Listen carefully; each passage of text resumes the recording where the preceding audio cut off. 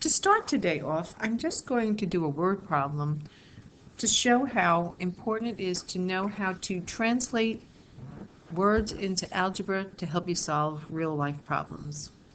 We're going to look at writing a verbal model, which once again is just the words. We're going to assign labels, tell us what the variables are equal to, write the algebraic translation, and then solve it, and then just check to see if we've answered the question.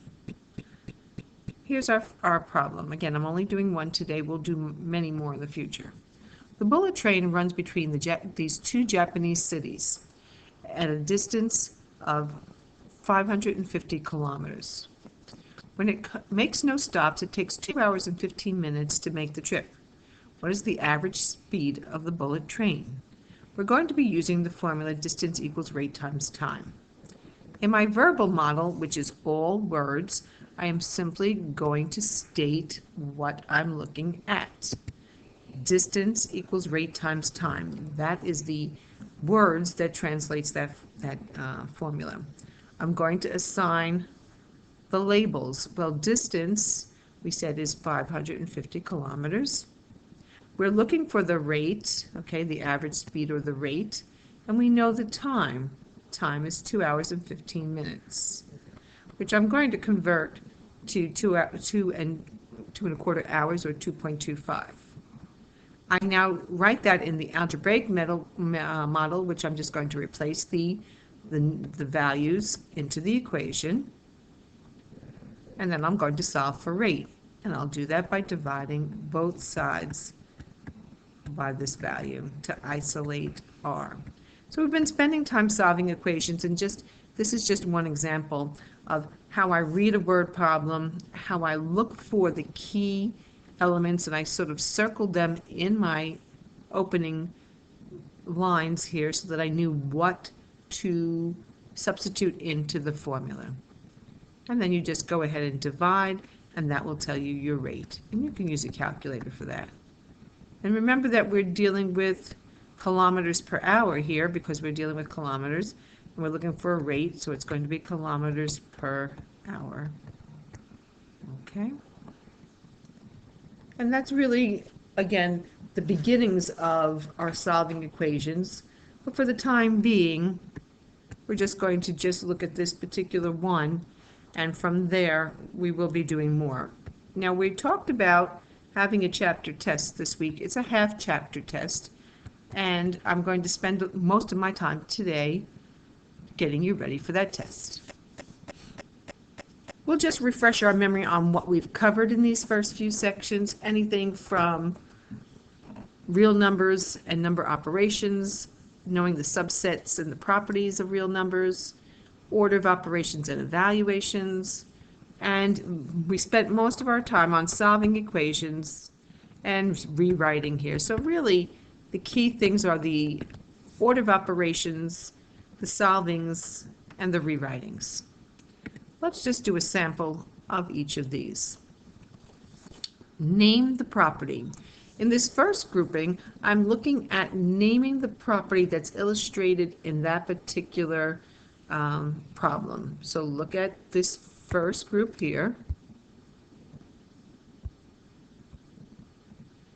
and we'll take a look and see if we can identify the properties. Now, on today's review sheet, you're going to see that I listed the properties, and I'll probably do the same on the test. If I take any number and add 0 to it, and it stays the same, this is the identity property of addition.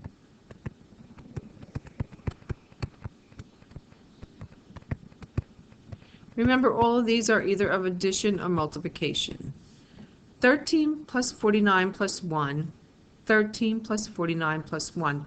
Order didn't change, but the groupings did. This is the associative property of addition.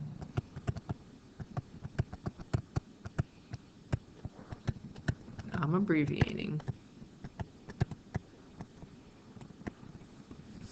9 plus 5 equals 5 plus 9. Again, I, for some reason, seem to have used all addition properties here. This is the commutative property of addition. Knowing that I can use multiplication in any of these as well. And the last one is the inverse operation. I could have also added something like 10 times 1 equals 10, which would have been the identity of multiplication. I could have done distributive. So again, all of these we've touched upon. And the second thing I'm looking at is simplifying by order of operations, numeric expressions, your left to right rule as well as PEMDAS. Here I have to use my left to right rule, and I get 7 plus 5 equals 12. My next example, do what's in parentheses first. Parentheses, then exponents. So parentheses gives me 4 squared. Parentheses here will give me 15. I'm going to take 4 squared because the exponents come next. That's 16 minus 15 simplifies to 1. So this whole expression just boils down to being 1. For the next two problems, I'm looking at evaluation, replacing x with 2 and y with 12. Let's take a look at that now. See if you can do those two, and we'll look at the answers together.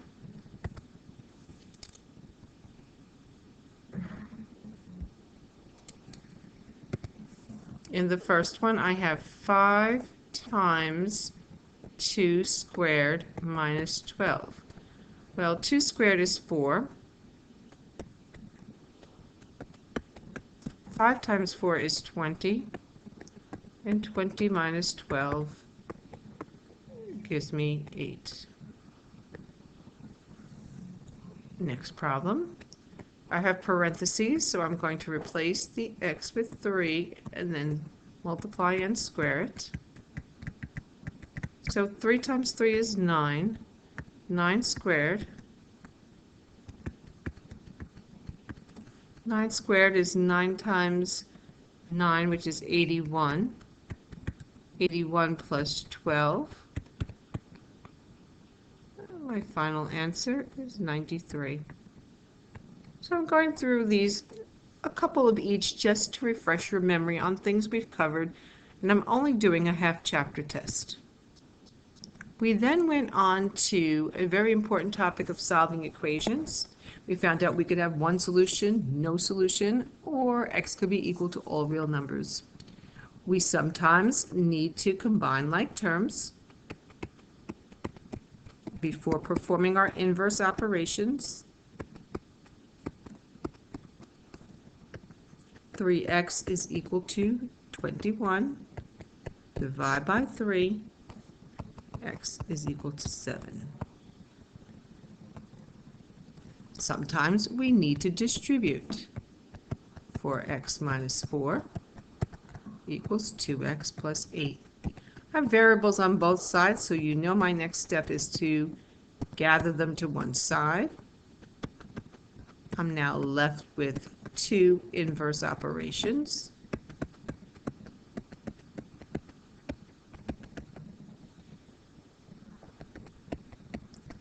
I'll divide, and my solution is x is equal to 6. Combining like terms may also be constants that need to be combined.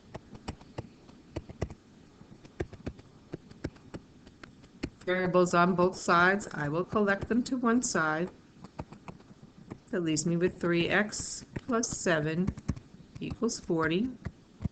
I now need to subtract.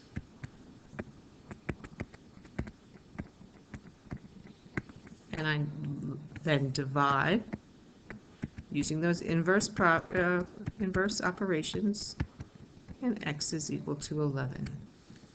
One final one in solving, nothing to simplify on the left, so I'll just rewrite the left, but on the right I'm going to combine those like terms.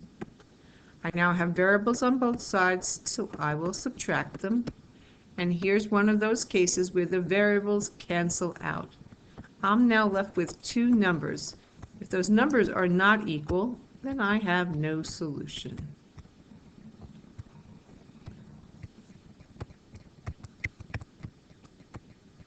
And on to the last topic, and that was rewriting equations or formulas. We'll do these 4 in class, so if you have a chance, do them before. If not, we'll go over them together.